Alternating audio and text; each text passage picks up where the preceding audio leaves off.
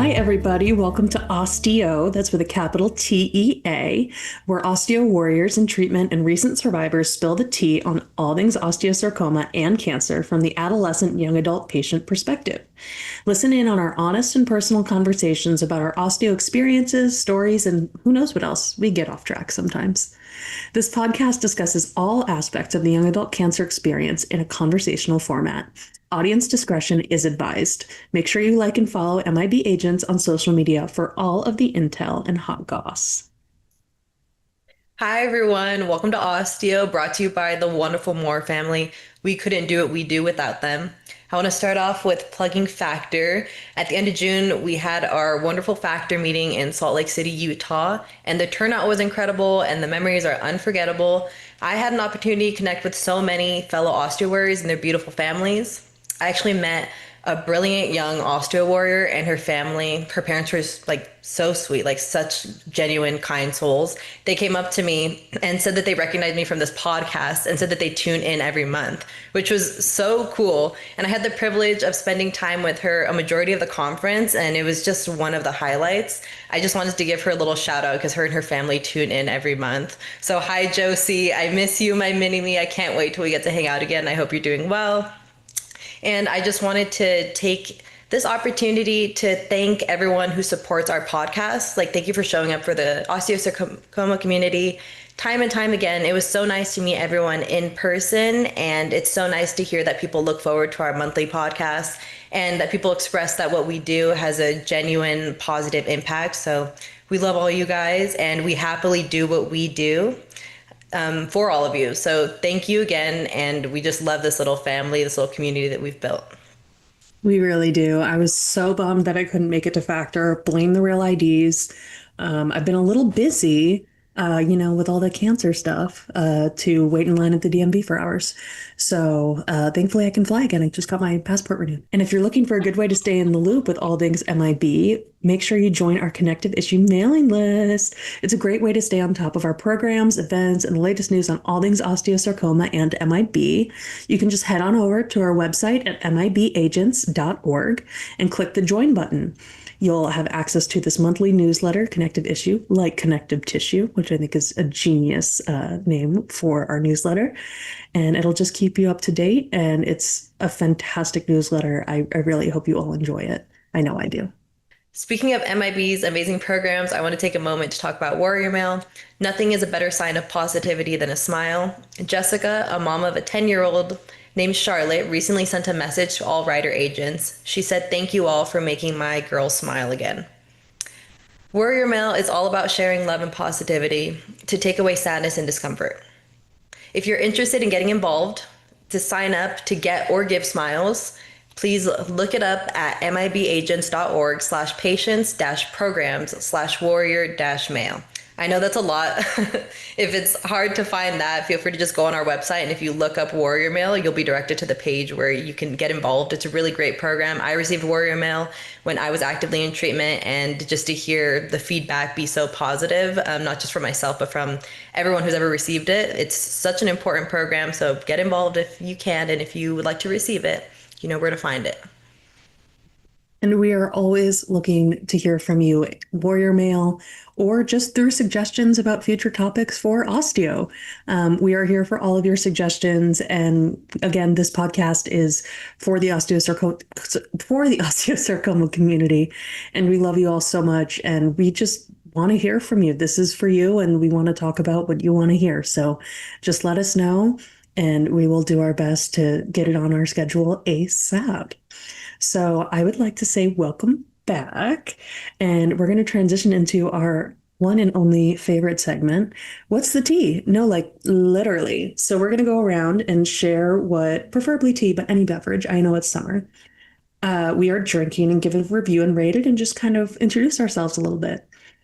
So for those of you who are new to Osteo, my name is Mia Sandino. I am 26 years old. I have metastatic osteosarcoma that is predominantly in my lungs now. But it started off in my right proximal tibia in September of 2018. I can't believe it's almost been 7 years since I was diagnosed, but I am still here, alive and unwell. I am currently drinking a lavender bliss tonic. which is it's basically just a bunch of herbs and juice and lavender. But it is quite delicious. And it's cold, which I really appreciate because it's 98 at my house right now, which is why I'm in a sweatshirt because the AC is blasting. So I'm going to give it a solid 9.5 out of 10. I still think that water is the ultimate beverage, which I know is boring, but I do love me some water. And Sammy, I'll hand it over to you. Yeah, I mean, I agree. Water is like the ultimate beverage. I think the last episode, most of us were drinking water. I'm also from Southern California, so it's super hot here. So my beverage is not tea because it's not tea season. But even when it is tea season, it's like what, like 2, 3 months out of the year in California, like when it's like slightly cold. Anyways, for those of you that are new, my name is Samantha Ulloa, but I go by Sammy. I'm 22 years old. I'm from Southern California. I'm currently studying psychology with the goal of becoming a child life specialist. I am the junior advisory board president and also like co-host this beautiful podcast. I was diagnosed with osteosarcoma in my right proximal tibia at the age of 19 in August of 2022. I underwent limb salvage surgery in November of 2022, and in May of 2023, I completed my treatment and rang my bell. Since then, I have had some complications with my little leg. Tiffany is her name. That's what I named my internal prosthetic. That's spelled Tiff and then like knee, Knee. I'm due to have a surgery at the end of this month, so still working through all the ups and downs of limb salvage surgery. And I'm currently drinking in my mug that I've used since I started this podcast. My dog's my Valentine. It's a spicy mango lemonade from Trader Joe's. I know. Um, Hold on, let me give you guys a taste test, an honest review. Osteo mukbang. Oh, I know I should have gotten close to the camera. No, not the camera, the microphone. No one wants to hear that, I don't think. It's pretty good. I'm a super huge fan of spicy stuff. I would give it like a 9.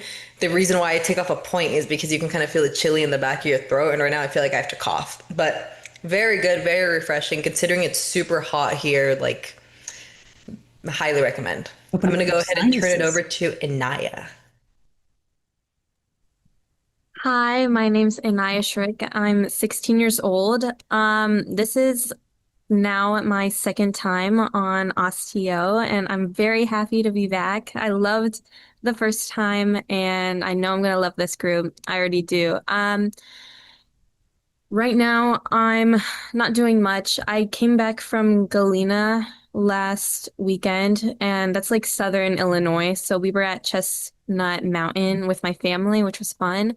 Um, Now I'm in the process of like, I don't know, like kind of trying to revert or fix my life, I guess. I went to the bookstore like twice this week so far, and now I have 6 books on my nightstand, and I need to try to find somewhere to put them all in. I'm trying to declutter my room. And this is the summer before junior year in high school, so I'm like totally frazzled. And then I'm traveling with my mom to Montreal next week, so I also have to pack. So too much going on. And because of that, I have nothing planned. So I have my water bottle with like just ice in there. Because I don't know, sometimes you just need to like eat like the really good ice from your fridge. But yeah. I really like nugget ice. Wait, Anaya, can you tell our friends and family tuning in about your osteosarcoma story? When I was 11 years old in 2020, I was diagnosed with osteosarcoma in my right femur. Um, I did 9 months of chemo, had my limb salvage like the day before my 12th birthday, and I rung the bell 2021. And then 2 years of being cancer-free, 2023, I got re-diagnosed with osteosarcoma, in literally the same spot. So after 6 months of chemo, I ended up amputating with a hip disarticulation surgery at MD Anderson in Houston. And I'm now 1 year cancer free, and I rely on a prosthetic and use crutches when I don't use it. So yeah, that's it.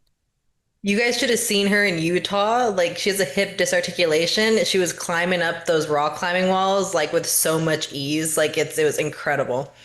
So next I'm gonna go ahead and pass it over to Alejandro.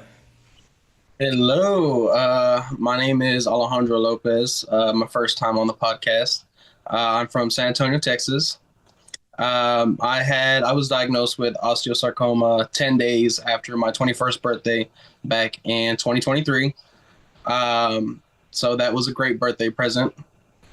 I started treatment December 20th of 2023, finished the next year in October of 2024, had a left below the knee amputation, um, and I had osteosarcoma in my left ankle, so that was great. But currently, right now, I'm not doing too much. I mean, I'm busy with work. I have a sarcoma foundation nonprofit here in San Antonio, so we're getting that up and running, which is great, helping people here locally. And then since I'm from Texas, I had to have my sweet tea, which a lot of people don't know about, but here in the South, we love the sweet tea. So, uh, yeah, thank y'all for having me. Yeah, it's like that sounds really refreshing. We should probably hop on the sweet tea train too, because here it's so hot. But also, like you both, like we haven't gotten to Michaela yet, but these both of them have said that they're not doing a lot. They're both, all three of them are on our junior advisory board, and they do so much as far as like patient advocacy goes. And they were all in Utah and connecting with other osteo warriors. Like you guys say, you're not doing a lot. You're doing like so much. And then also, like, seems like all of our cancers, like, why did we all get it right around our birthdays? Like, mine was like 5 days before my 20th birthday. Like, it's like the worst birthday present from the universe ever. Mine was not by my birthday, but it was like, I think it was my half birthday though. There you go. See that it always comes at like It is. why? We can't have peace. Not around our birthdays at least. Just pieces Okay. of bone tumor, just no piece, just pieces. We go ahead and pass it over to Michaela. Tell us a little bit about yourself, girl. Yeah. Hi, I'm Michaela Nalen. I was actually diagnosed July 7th of 2020, so it was my 5-year anniversary a couple days ago. Um, it was actually my parents' anniversary for their wedding. But yeah, I was diagnosed with osteosarcoma in my left ankle, and I got it amputated, and then I had lung mets and arm mets and hip mets and two brain tumors and everything that I'm still dealing with. But that's really it. I'm kind of just like not doing much. It's summer. I'm going to Tampa next month, but yeah, not much. Not doing much. You guys are patient I, advocates. That's a huge deal. You don't give yourself enough credit. It's a huge, even just doing this, like how many people say that they take time out of their busy schedules to kind of trauma my dump and schedule's not share all with the that world? busy, Sammy. You what? What? My schedule's not all that busy. It's pretty busy. This I see a lot of TikTok reposts. It takes a lot of time to do that, you know? But go I, ahead and pass it to Mia. I know all of our screen time is probably astronomically high, especially over the summer and just with everything going on in the world. But today we're going to be talking about one of my favorite things, toxic positivity. So I'm just going to give a quick definition. Toxic positivity is the belief that we should always stay positive and avoid all negative emotions no matter what. In the context of cancer, it shows up when people are saying things like, just stay strong, everything happens for a reason, which is my least favorite personally, or at least you're alive, which I guess, and unwell. Instead of acknowledging our fear, grief, or pain, sometimes it can feel like our negative emotions are just being dismissed and people don't know how to really cope with those emotions sometimes. So they'll just try to say the most positive things possible. And it may come from good intentions, but it can make patients feel unseen, dismissed, or pressured to hide what they're really going through. And I definitely felt this a lot in my first few years, now approaching 7 years with osteo. It's something that I kind of push back on a little bit more, but it's definitely a learned skill and it's something that you're just going to deal with. It's almost inevitable. So Sammy and I thought that this would be a great topic to talk about. And so we're going to start with some questions for you all. And Alejandro, I want to start with you. During your own cancer journey, did you ever feel forced to hide fear or grief because people expected positivity or you didn't want to upset anybody? What did that look like for you? I think it was more of not anybody pushing that on me, but me pushing it on myself. And I feel like a lot of toxic positivity, what we think about is other people doing it. But sometimes, like in my case, it was doing it to myself, like having that mentality of like, okay, you have to stay strong. And for me, it was like going through chemo and treatment and having my amputation. It was a lot harder to see my parents see me in that way than it was for me actually going through the treatments. And so, there was always those people that say, stay strong and do this and do that and keep going. It's like, okay, well, you weren't there in the hospitals when I was just bawling my eyes out by myself. Like, especially, I had treatment in Houston, which is about 3 hours away from where I live. Obviously, my parents had to still pay the bill, so they had to go to work. And thankfully, my sister would come here and there. But for the most part, I was there in the hospital by myself. And you get those just moments where you're at rock bottom, and you getting all these text messages from your friends like, hey, like, keep going, you got this and that. It's like, I understand, but at the same time, like, it's okay to feel being in the moment and be present with what you're feeling. So a lot of it was like, okay, smile and wave, like, I understand what you're saying, but I've got stuff going on that y'all don't see behind closed doors. So it wasn't as prevalent, but I feel like my mentality was stay strong, like stay strong. Like, this is your reputation. Like, you've always been that happy go lucky. Like, if anybody has problems, you're the one they go to. I got to keep that. I got to keep that going. So it was hard. It was hard, but it's definitely in my case a different thing where instead of more people being more toxic positivity, it was kind of within myself. So I totally get that. I felt the same way a lot, especially when you're known for having a bubbly personality before everything, and it's your diagnosis and your treatment. And what people don't realize is it is altering our brain chemistry forever. Trauma is forever altering, and it's so hard to kind of keep up. It's not a facade necessarily, but just kind of keeping up this mentality that everything's fine, everything's great. Yes, this sucks, but look, I'm glowing, I'm wonderful. And that's not the case half the time, you know. Obviously, it's difficult to have these conversations, especially with loved ones, and not all people handle, hearing our stories as well as others. So I know that it's just a common response for people, but it's definitely something that I think is great that we're shedding light on. And definitely when it comes to family and friends, I totally hear you on what it's like to try to be happy around them nonstop and not to want to strangle somebody when they say that's, there's a plan for you, or, at least you're alive, or what doesn't kill you makes you stronger. So I really appreciate your answer. Michaela, same question for you, darling. Um, sorry, I had to look at it. I did. One thing that really irked me is that everyone in my family, if something new would happen, I would immediately get like 20 texts saying, "You're so strong," and "Oh, you got this. Like, it's gonna be nothing." And it felt like it undermined the severity of the situation I was going through, where it was like, "Oh, what, you'll get through it." And it's like, "Mm, it's still gonna like affect me." I don't, I feel like a lot of the time during like my treatment, people around me would act like I go through treatment and then once it's done, I'm done. And I go back straight to normal. And I'm like, that's not how it works. Mm-hmm. Like, my normal isn't your normal. Mm-hmm.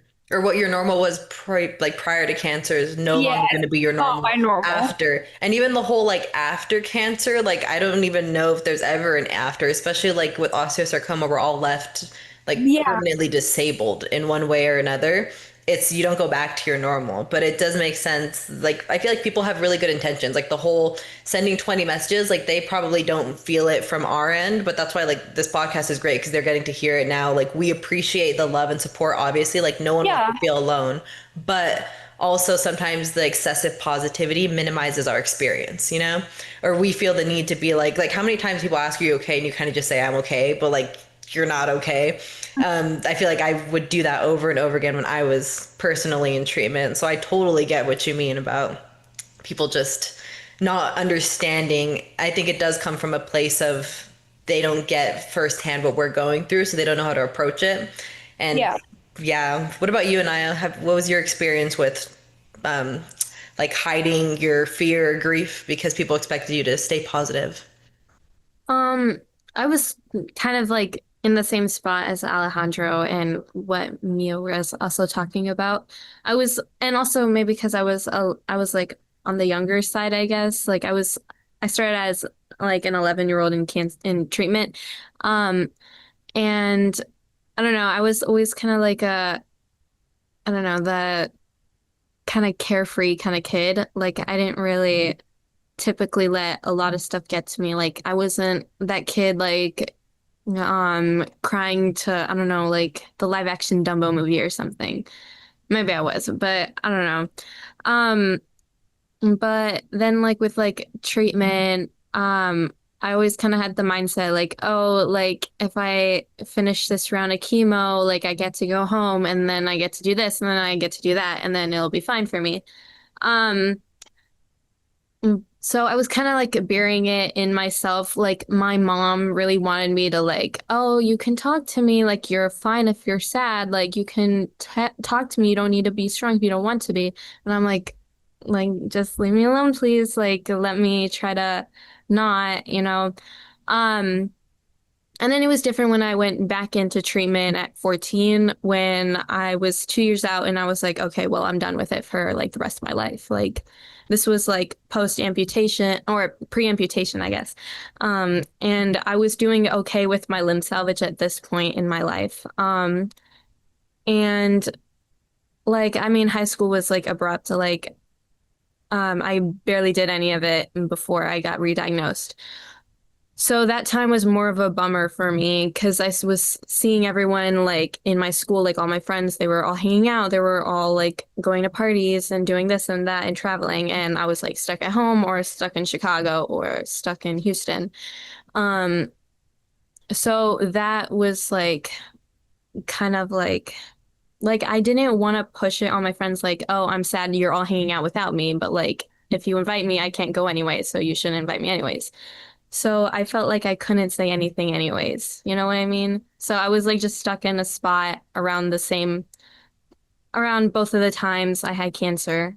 But like they were both kind of different. Like the first time I was like, oh well, like who cares? Like it'll be done. But and then the second time I was like, yeah, well, like I'm still sad, you know. Yeah. Well, exactly what you're saying kind of leads into our next question, which is how can toxic positivity make cancer patients feel isolated or unseen? Because I think right now what you were talking about is just sometimes people's reactions or like the way that they kind of carry themselves towards you while you're in a really hard part. Like sometimes it can make you feel pretty isolated because you can't participate in a lot of those things. And for them, it's probably them being like positive, like, oh, we're doing this, by the way, like if you want to come, but you know you can't. So sometimes it's like a hard balance of I want people to still like include me, but also like can't do that anyways. And that can also lead to like isolation. So I guess I'll ask Alejandro, did the toxic positivity that you experienced, even if you're saying that it came like from within yourself, it sounds like it was isolating or you felt kind of unseen. Is that pretty true to Yeah, what happened during your experience? that lines up pretty accurately. Kind of like what Annayia was saying was like, especially like if your friends did invite you, like there was times where I did go out. Obviously, you have to have the mask on. You have to. I brought my sanitizer and I stayed away, kept my distance. But obviously, it's not the same. Like you can't do the things they were doing, and it was kind of like a lose-lose situation. Either you got invited and had to be restricted on what you could do, or like you didn't get invited and you felt left out anyways. And a lot of times, like, this was no fault to my friends, but they would go out, when I was doing chemo, like I was in the hospital. And so I'd be there in bed just scrolling and looking at all their stories and all their posts. And it's like, okay, well, let me get off because this is not making my situation any better. Uh, so yeah, it definitely made me feel kind of alone. And then just like being able to like talk to someone wasn't the same. Um, there was it wasn't till I think my second or third round of chemo when I was in Houston, I was actually able to open up and talk to someone that was going through treatment. It wasn't the same type of cancer, but at least I understood kind of what the process was and the feelings that go with that.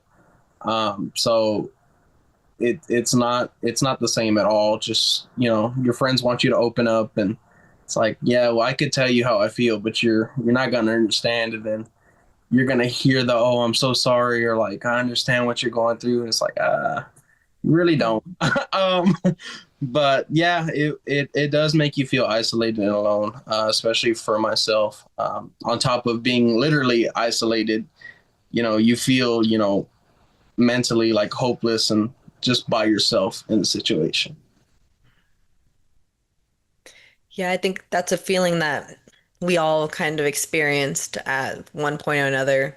I feel like that for me was very prominent during a lot of my treatment. And like how you're saying, sometimes you want to talk about it with people, but they really don't understand. So you kind of keep it to yourself. And for me, I kind of started to find peace in the fact when I was like by myself, I was like, I don't have to be like positive right now. So a lot of the times, and like my mom and my sister would go to the Ronald McDonald House, that's when I would kind of like be alone in my room and I would just cry and I would just be like, so upset. And sometimes you just need those moments because like you really do feel misunderstood and you feel alone and it's just so tough. And like how you're saying, it's really nice once you find someone who you can talk to about it and they actually do get it, which I think that's like one of the most beautiful things about what we do here.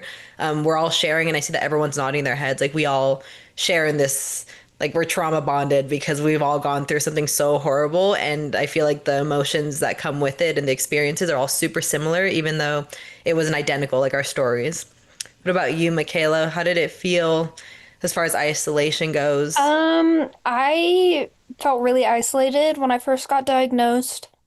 I had to take a year off of school, so I was just by myself in my room or by myself in the hospital.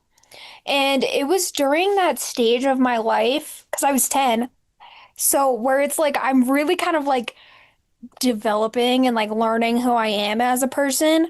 So it was really kind of difficult. But this whole conversation just reminds me of this friend. Her and I got into an argument because I heard we weren't talking, we weren't hanging out, and it was really frustrating.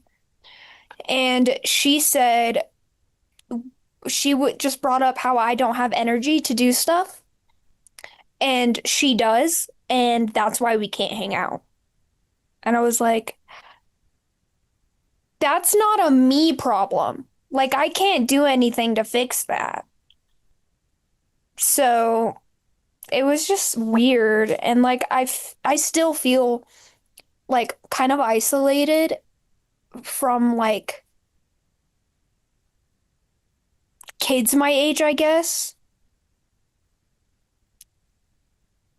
But like, bringing back toxic positivity, it makes me feel isolated with like how I feel and like my family because my family has the mindset that you have to think positive or else cancer is going to get you. And some of the times when I'm not feeling good and like I just want to like mope around, my mom like it just like doesn't mix well. So I feel really isolated in the fact that it feels like they don't understand what I'm going through and they don't understand how I'm feeling. It's definitely really hard. I mean, not feeling understood is never a fun feeling for anybody. But, even more so for cancer patients where, we're going through we're getting poison pumped into our bodies. And yes, it's life-saving poison, but at the same time, when you're feeling gross, the last Poison is thing, poison at the end of the day. yeah, it's still poison, you know? I mean, and it's like you were saying about, you know, friends and energy. It's and Alejandro, what you were saying too. I mean, it's really, really difficult to feel like you're on the same level as people. And Alejandro, I know that you were 21 when you were diagnosed, like we said earlier. I was 19 when I was diagnosed. And it's hard, you know, when you're kind of at that post high school, college age, and people are going out and partying and going to clubs, going on spring break with, you know, their college friend groups. And you're just kind of like, well, I can't go to the beach because my ankle and my leg are too unstable on sand. So there goes that. So I can't, you know, go to the beach with my friends, especially with the neuropathy in my feet. And, you know, it's just, you just feel isolated from all these fun events that you used to be able to engage in. You know, like when I went back to school when they told me I was in the clear and then I wasn't, haha, fun. Um, I went back up to school at the University of Washington and my friends brought me to a frat party and I thought that it was going to be just like my freshman year of college. And then I realized I couldn't get up on the elevated surface as easily anymore. And then it becomes a lot less fun, especially when you realize that, you know, when your hair's, you know, really, I had like total like short chemo curls, was like total, you know, and I just looked completely different. And, you know, I wasn't in the traditional fratting uniform of like, you know, a going out black top and blue jeans, you know what I mean? Like it's, you know, you're wearing different stuff. You know, I'm not wearing, you know, the cute Adidas, I'm wearing Birkenstocks, you know what I mean? Like it's, you just feel unseen and you feel like you've been separated from this kind of group that you feel like you've been a part of for such a long time. And, you know, I feel like when people are like, oh, yeah, but you're still you. And it's like, yeah, I'm still me. But you have to understand that I need to make modifications. You need to be adaptable when it comes to plans with me. And, you know, I remember going out on Halloween that, you know, one quarter I was back at school and I tripped and you know everyone was like, "Oh, you know, you've just had too many drinks." I was 21 at the time. You've just had too many drinks and it wasn't that. It was that my leg had given out. And it's easier to be like, "Oh, haha, I tripped, hee hee." And instead it's like, you know, my real friends were worried about me to see if, you know, I'd hurt myself and that's an isolating feeling too. And I'm going to end my little uh tirade on just a question for you all. I feel like it's so important to touch on our emotions and kind of avoiding toxic positivity. So this is a conversation starter question that I love asking people lately. What is your ultimate crash out song? What song do you listen to when you're just going through it? And what makes you kind of feel seen? The lyrics don't have to make you feel just what gets in there. You know, that one that feels like a gut punch. I can start if you guys would like. I mine is absolutely "What Was I Made For" by Billie Eilish. The song has changed, you know, the songs change over time, obviously, but "What Was I Made For" is definitely a good one. And I feel like if one more person sends me "Brave," with a song, I'm gonna lose it. It's a wonderful song. It's so cheesy when it comes to cancer at this point. No shade to the artist, she's very talented. But yeah, Sammy, do you have one? I have like I'm pulling up my playlist right now because I was like, what is it? Because when you first said that, I don't know why. Like my first instinct was to say Cotton Eye Joe because I That's a good one.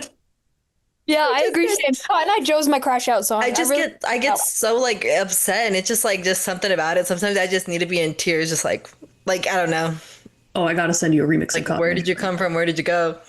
Where did you come from, Cotton Eye Joe? Cotton Eye Like Joe. Where did the cancer come from? None of that's us what I know. It's call not like hereditary. my crash out. His name's actually Cotton Eye Joe. That's why I'm like, where did you come from? And then where do you go afterwards? And why do you keep fucking coming back? Like why do you That's good. No, but like sad songs, gosh, I don't know. There's honestly too many because I actually have a playlist. It would be sitting here for a long time if I went through the songs that were like, because some of them are tailored specifically to the reason or for the crash out. But when it's tailored around like cancer, Cotton Eye Joe, I don't know. It doesn't have to be a sad song. It's just a song that kind of like feels right to play when I'm upset. Hey, we're not yucking anybody's yums here. I think that's a great option. Yucking my yum. Cotton Eye Joe. What about Uh, you, Michaela? You got a chance to look at your playlist. What is there a song that stands out? You have Cotton Eye Joe too? I think no, I'm not bumping Cotton Eye Joe in the club, unfortunately. However, I will. It depends if I'm like mad or if I'm sad.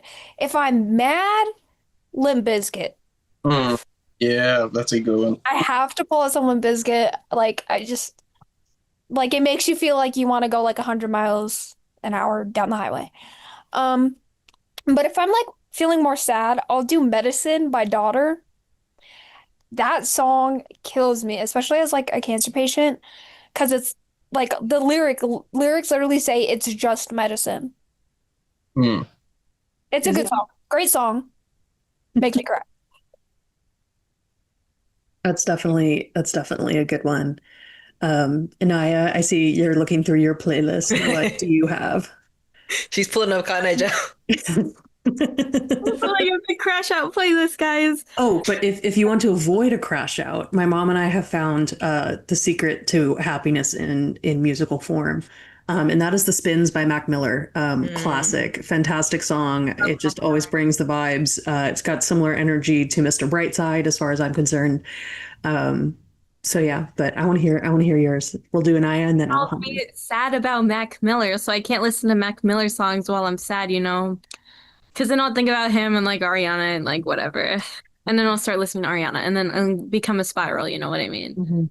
Mhm. But like like specifically during chemo is when I got into Fleetwood Mac. And it's very bad because I got specifically, it's maybe it's a cliche, but I got really into Silver Springs. Mhm. So that was like one of my favorites. One And of yeah, those I songs. can see the trauma from Michaela, bro.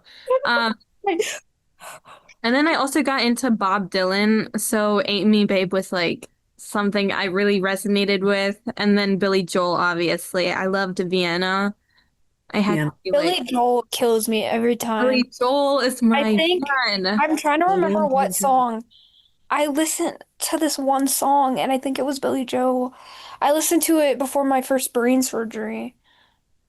Oh, did your surgeons, speaking of songs, did your surgeons like let you pick a song? They let me pick a song when I'm going to What was sleep. your song?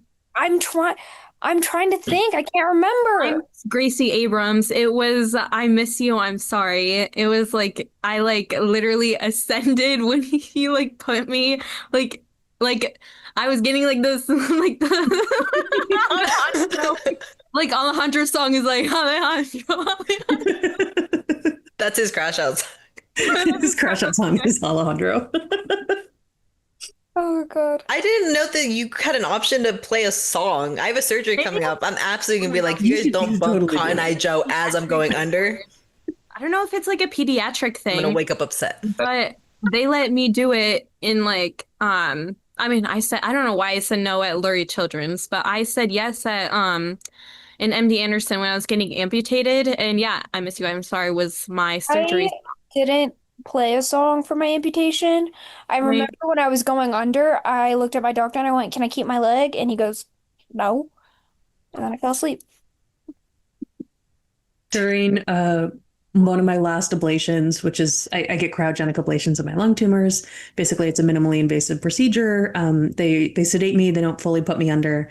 So I'm awake, obviously. So sometimes they let me choose what music to play, and I almost always pick Chapel Roan radio, just because it's always going to be bangers. It's going to be something that keeps me up. But then like if Casual comes on, I'm like knee deep in that passenger seat. You know what I mean? Like I'm there. Get it? I'm there. I am knee deep. In the passenger seat. Yes. But yeah, so What about you, Alejandro, Alejandro? Yeah, what's song? your crash bad out if you song? know the context of the song, bro. Annayia, stop. So It's impossible, by the way. I guess my sad crash out song is it's called Sueña by Intocable, and that one gets me in my feels for some reason. And then man, I would say Shot in the Dark by Ozzy Osbourne would be a good one.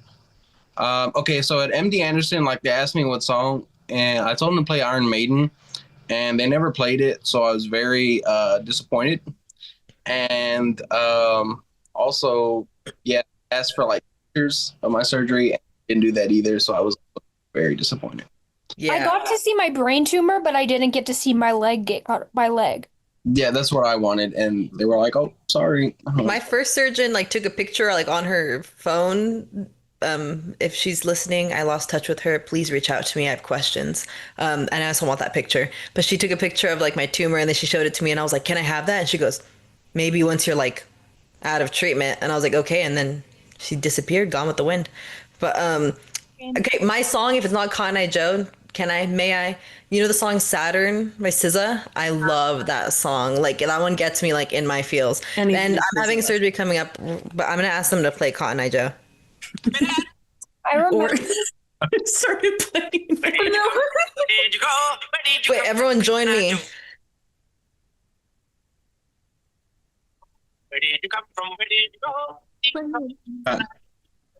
They're definitely gonna have to That's cut. the one. That's the one, guys. Here, you heard it here. Cotton Eye Joe. That's MIB's official. I'm just kidding. It's our For my song, bro. for my radiation, I chose Jeff Buckley. Every time I listened to Jeff Buckley every single day for like 3 weeks because I lived in Cleveland and I had to do radiation and I chose music. Yeah, I mean, I love it. Like with Jeff Buckley, guys. That is like the number one like He's my number one crush out. So with songs too, like it's so nice, like tying it back to like the toxic positivity. Like if we were to talk about this, like let's say like with our parents or something like that, like they would probably be so sad to listen to like us talking about like this song really makes me like, because again, people just want you to be positive, but sometimes we just need that. Like we need to just embrace the awful feeling. Like sometimes it's Yeah. good to be sad. Like we need to. Like it's not like they think it's like toxic negativity. I'm like, just let me be negative and let me- sad and like in Yep. my feels. It's good Right? for me, I promise. Like it's good for all of us. So I I think because we kind of got off topic, let's do, I think for our viewers, like since we're educating people too with our stories and our experiences, I think a good question to kind of end off on is what would real meaningful support look like instead of forced positivity? Like what would be so good? I would say what I just said right now, like let us feel, like let us be upset. It's healthy. It's okay. Like if I'm crying, like I'm gonna be okay. I just need a moment. And I appreciate, or also when I tell them stuff and they go, "Oh, like I understand," or they try to make it like on the bright side, sometimes I need you to just look at me and go, "Yeah, that sucks." Like nothing else. Sometimes I just need confirmation. Like what you're going through is awful. I can't imagine, but it sucks. Like that's just acknowledge it. Don't yeah. tiptoe around it. What about you, Michaela? You had your hand up. I'm excited to hear Um, your answer. it just made me think. So one thing that's really helpful is my friends will so one time two of my friends were going out and they were gonna go walk around somewhere and then go watch a movie at the movie theater. And they wanted me to come with, but one of them already knew that I wouldn't be able to walk around. So she calls me and she's like, "Hey, we're hanging out. Do you want to just come to the movie theater when we're done walking around?" So I was still included, but I didn't have to overexert myself or be like, "Oh, I won't be able to walk around, so I can't." That's so nice because there wasn't an expectation for you to have to do like all of it. It was kind of this them understanding, and sometimes that just means so much. Like it's little things. Yeah, and my friend, some of my friends are really helpful. One of my friends is really nice about it. Like if I'm tired but I still want to be with a friend, she'll come over and we'll just take a nap, watch a movie, like just not really do much. Yeah. Sometimes that's like that's it. You just need like it's the little things that really mean a lot and that really show like that's real meaningful support for us. Like it doesn't have to be a Yeah. huge grand thing. It just has to be you meeting me where I'm at. What about you, Anaya? What's something that people do for you or like what advice would you give our viewers to like be a better support system and like show up in a way that's not toxically positive? Um, I mean, I guess it's like kind of along with Michaela's, not to like copy her, but I guess like not having like not raising your expectations like all the way up, I guess. Letting like coming down and like meeting us on another level is great, honestly. And also just checking in like before like some huge event. Like my friend for her 17th party, she was gonna do it at this one like really popular like restaurant in downtown, and the restaurant had like a couple of levels, and she booked like the top floor, and it's like 17 flights of, it's like a 17 like thing staircase or whatever, and they don't have an elevator because it's like an old building or something. And she said she like texted me like a week, like the week they sent out invitations and whatever. She was like, "Oh, do you think you'll be able to do this with your prosthetic? Because I know we usually stick to elevators."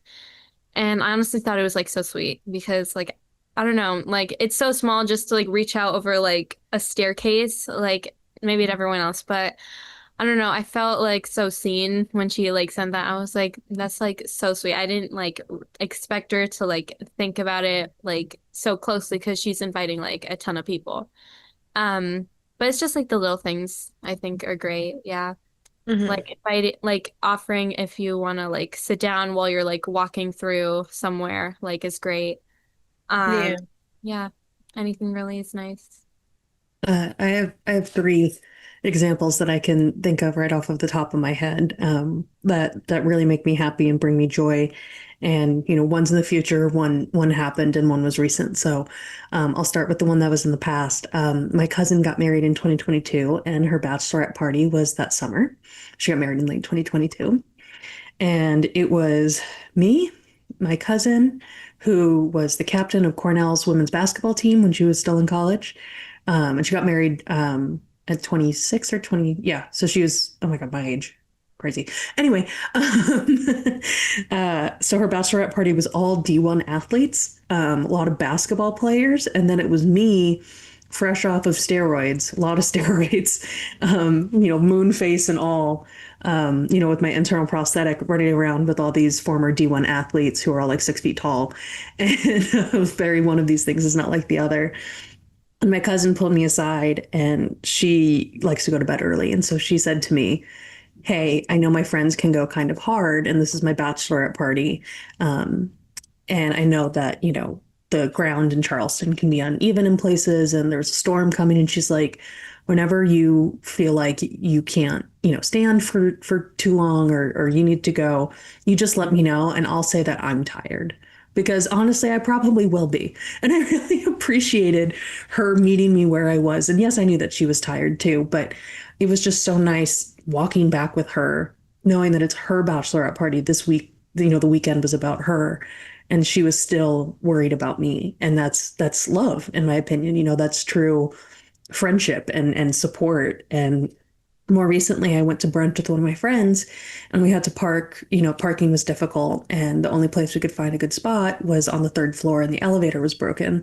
So she said, "Why don't I go back down, drop you off, and then I'll park and meet you?" And things like that. It's so simple. But so you still get to go and you still get to go to the fun restaurant. You don't have to change your plans just because there's no elevator. She just, without even asking, just was like, "Hey, let me do this for you." And it was so sweet and genuine.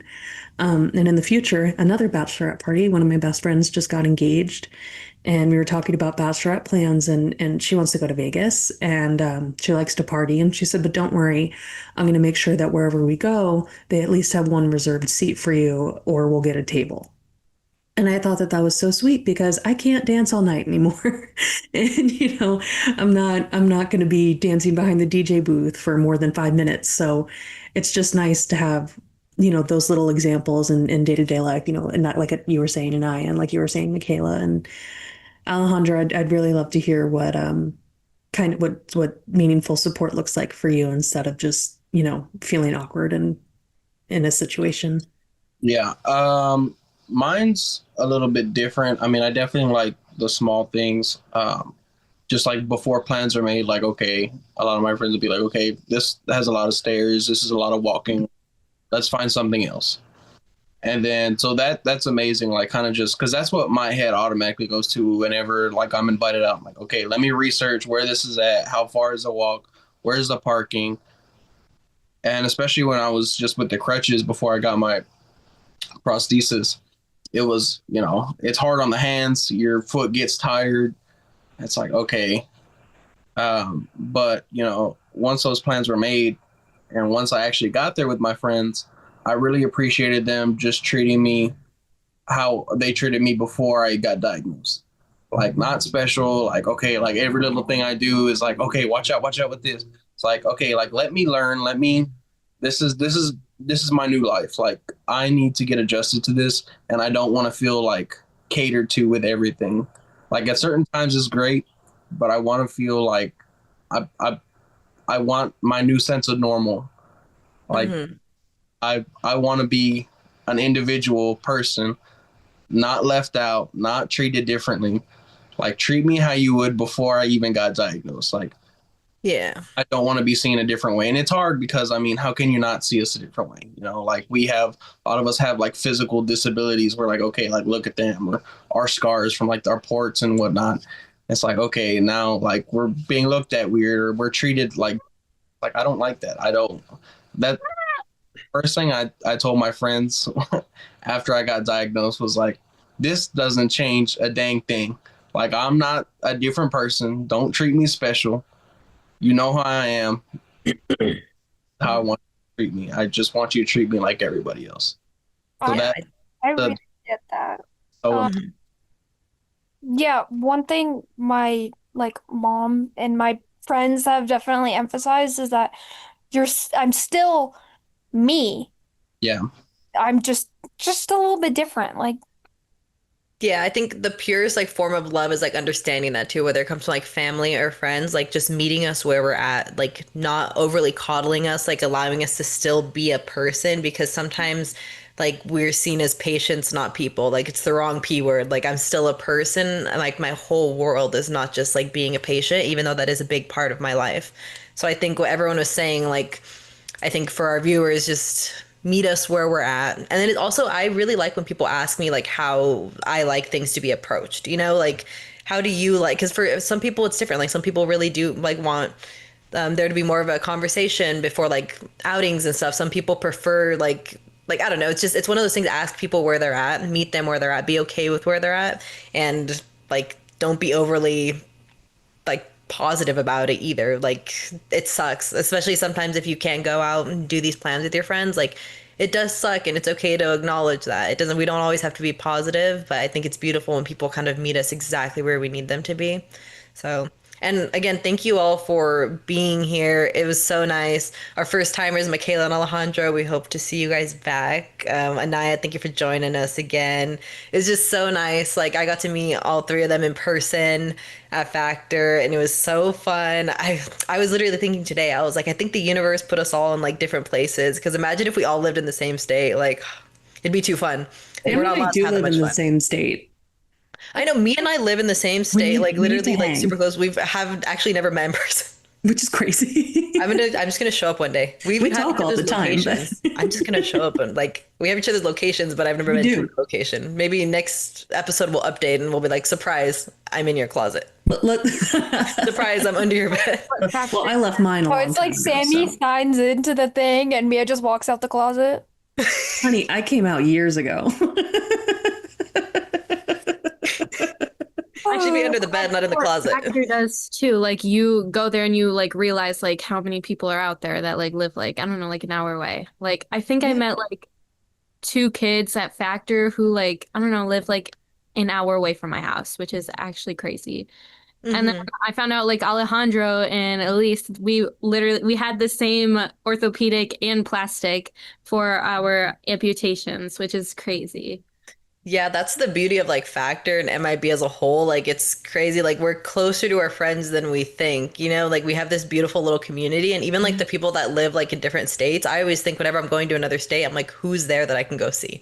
Like Yeah. it's we're all over the place, but we're all bonded. We're friends. Oh, next time oh, I'm on the East Coast, I'm seeing Kara, I'm seeing Camille. Like I'm just gonna, try to hit as many You places as do. possible where I can visit people. And when you see Sammy and I tearing it up in Palm Springs sometime this fall or winter, We gotta we gotta do it. We'll invite everyone to mhm. MIB World Tour. We just Oh like yeah. start on one coast and just pick everyone up on the way, and then we'll all end up on the other coast. Wait, okay, hear me out. Group cruise. I Group feel like cruise. MIB cruise would go crazy. we could MIB. we could leave out Crazy. of out Make it of boat. Make it boat. we could leave out of Galveston in Texas. We'll have to organize it to our Organize to it. to our Yeah. team that watches And- here. I'm God, like, the wheelchair and line getting on the boat is going to be crazy. if you're listening, make a boat. On the And my boat. Factor on a boat. Okay, guys, sorry. That's This wild. is a conversation for the group chat. But thank you all for being here. Text it. A little Thank you all insight for into our being craziness. here and for sharing your experiences. I know it's not always easy to be vulnerable, but I feel like it makes it so much easier to be surrounded by people who understand each other. So thank you all for taking out of your time to be here. Mia, per usual, thank you for, I mean, you've been part of this podcast since it started. So just thank you for everything you do. And it was so nice to talk to everyone. Of course, thank you all for being here. And thank you again to the Moore family for their generous support of Osteo. Your support is making this so seamless and wonderful, and we couldn't do it without you. And creating the space for young adults experiencing osteosarcoma and other cancers to share and relate and heal together. And I know that we all bonded today, even just in this 1 hour. So when you add up the months, it really does make a huge difference in our community. And we love you. And I love all of you. And thanks for tuning into Osteo, the Osteosarcoma podcast. And again, be sure to follow MIB Agents on social media at the links in the description for all of the intel and the hot goss, all of the tea. It's not Love Island, but we try. Thank you to Alejandro, Annayia, and Michaela for joining us today. And Sammy, as always, for being my wonderful co-host. We will see you next episode. We are your hosts, Mia and Sammy, and that's the tea. Thank you for joining us. See you next month.